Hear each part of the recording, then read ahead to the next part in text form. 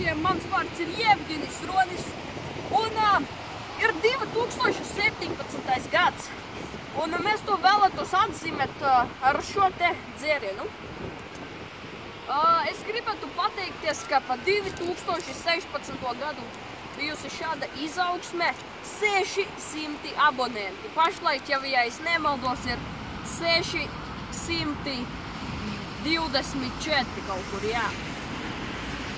Un par godu tā es nopirku šo te, un mēs viņu taisīsim vaļā.